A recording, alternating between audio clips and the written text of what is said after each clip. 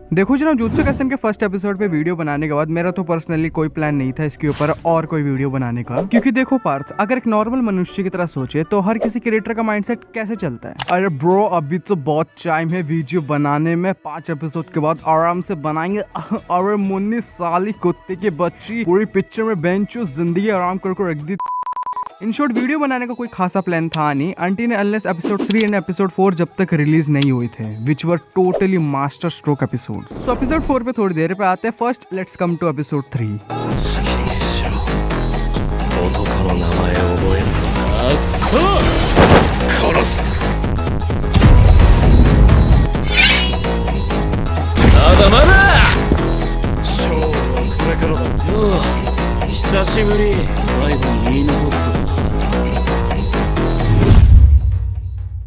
सो episode 1 से लेकर episode 3 के फर्स्ट हाफ तक सब कुछ काफी स्मूथली चल रहा था, क्योंकि हम सबको पता है ये दोनों लॉन्डे चीजें हैंडल कर लेंगे because they are one of the most strongest sorcerers of Jujutsu clan and they are capable of doing anything, literally anything, until and unless the sorcerer killer daddy Toji came, जिस बंदे ने अकेले कुछ मिनटों में ही पूरी कहानी को पलट दिया। बिकॉज जब ये एपिसोड मैं देख रहा था तो मेरा दिमाग ये चीज हैंडल ही नहीं कर पा रहा था कि गोजो सातोरू जो खड़े खड़े सबकी गांड मार लेता है, उसको इतनी बुरी तरह हारते हुए देखना, ये चीज मुझे पची नहीं। क्योंकि लिटरली भाई गोजो झाड़ बराबर नुकसान भी नहीं पहुंचा पाया तोजी को।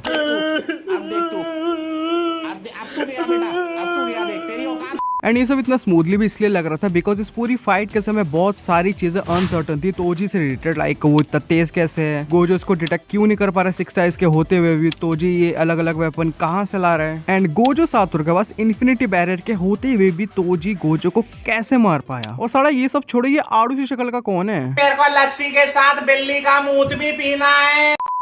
देखो, तोजी का गोजो सातोरू को मार पाना इतना आसान था नहीं जितना तुम लोगों को आसान लग रहा होगा इस एपिसोड को देखते समय। देखो, तोजी को एक चीज तो बहुत अच्छे से पता था कि he can not fight Gojo Satoru face to face, क्योंकि अगर ऐसा किया तो गोजो सातोरू उसकी बाण मार लेगा, और ऐसा एक सीन में हमें दिखाया भी था। तू करेगा लड़कीबाजी।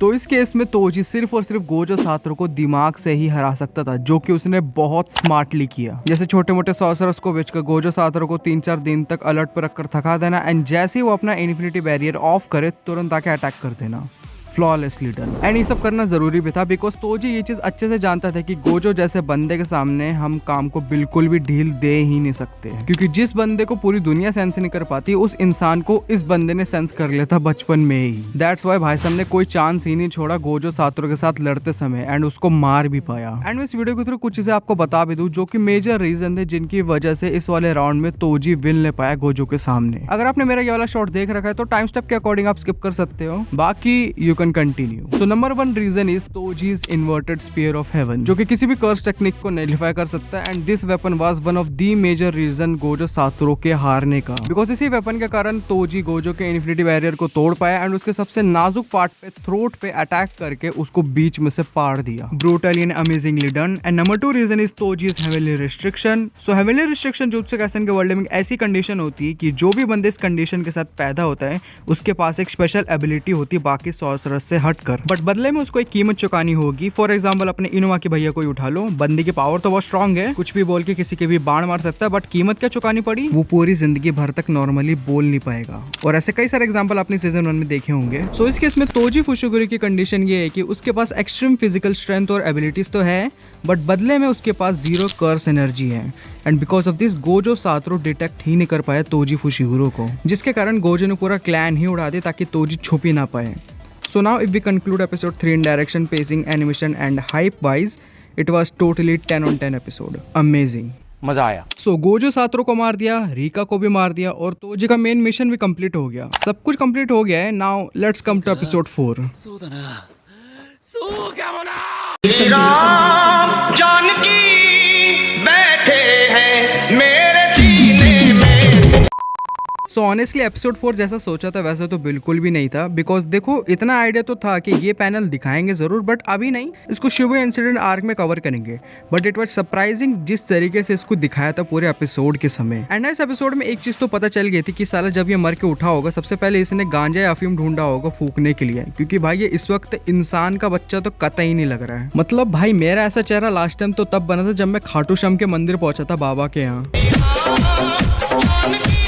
सो एपिसोड 4 में बेसिकली मैं समझा देता हूँ कि गोजो ऐसे गंजेड़ी की तरह हरकतें क्यों कर रहा है। सो यहाँ पे गोजो को अब जाके अपना फुल पोटेंशियल रियलाइज हो रहा है कि वो अब गॉड बन चुका है। और वो कैसे? बिकॉज तोजी के हाथों मरने से पहले गोजो ने फाइनली रिवर्सल रेड टेक्निक को कॉन्कर कर लिया था, जिसके कारण उसकी बॉडी अपने आप ही हील होती गई एंड अब वो रिवर्सल रेड टेक्निक के कारण इमोर्टल भी बन चुका है। और ये भी कैसे? बिकॉज गोजो सातोरू अब हर समय 6 साइज और इन्फिनिटी बैरियर का यूज कर सकता है बिना थके, क्योंकि अब Gojo Satoru reversal red technique से उस फटीग को ठीक कर सकता है एंड अब इस चीज के कारण गोजो सातोरू की एजिंग भी रुक जाएगी। इसलिए अब तुम बोल सकते हो कि गोजो सातोरू सबसे स्ट्रॉन्गेस्ट सॉर्सरर ही नहीं, अब वो एक गॉड बन चुका है। सो इस मोड में गोजो सातोरू ने फाइनली एनलाइटमेंट अचीव कर लिया था। कहने तुम बोल सकते हो कि वो सबसे ऊपर उठ चुका है। वो एक गॉड वाली थिंकिंग लगा लो यहाँ पे। कभी कभी लगता है कि अपन ही भगवान है।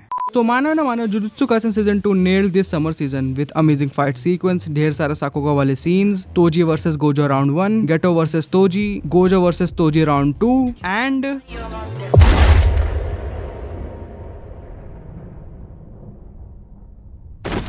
リコちゃんねじ伏せてみたくなった。俺を否定した全員家呪術界その頂点を自分を肯定するためにいつもの自分を曲げちまった。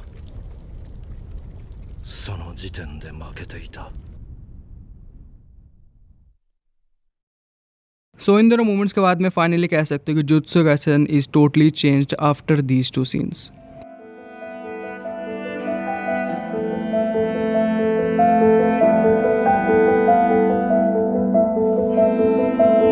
एक तरफ 15 साल की बच्ची जो सिर्फ अपनी जिंदगी जीना चाह रही थी, बट जमाने ने उसको ऐसा फैसला ना लेने के लिए हमेशा मजबूर करता रहा, पर अंत में जब उसने ऐसा फैसला लिया भी तो उसे बेरहमी से मार दिया गया। दूसरी तरफ एक ऐसा बंदा जिसको पैदा होने के बाद सिर्फ और सिर्फ इग्नोरेंस और हेट मिला दुनिया से, ना ही दुनिया ने उसको कभी एक्सेप्ट किया, यहाँ तक कि उसके माँ बाप ने भी उसको खुद को एक्सेप्ट नहीं किया। फिर भी जब उसकी जिंदगी में एक खुशी आती भी है तो वो उससे छीन ली जाती है। बट ये सब होने के बाद भी वो मरते दम तक खड़ा रहा। वो मरते समय उसके चेहरे पे एक बड़ा सा डिसअपॉइंटमेंट था of proving himself to strongest sorcerer. And अंत में भी मरते समय वो यही कहते हैं कि हो सके तो मेरे बच्चे को बचा लेना, क्योंकि मैं सब उसके लिए ही कर रहा था। और यही थी दी लेजेंड तोजी फुशिगुरो की जिंदगी। एंड में वो गोजो सातोरू को एक ब्लेसिंग और गेटो को एक कर्स देके चला गया, which kind also represent the path they have chosen in current story.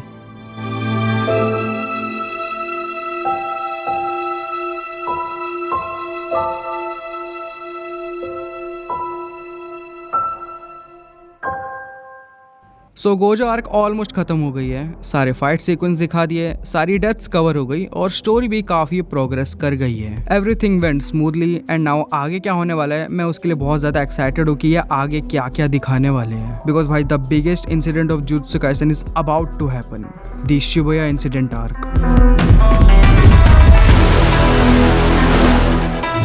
今目の前にある領域展開いい機会だ。教えてやる。本物の事実というもの。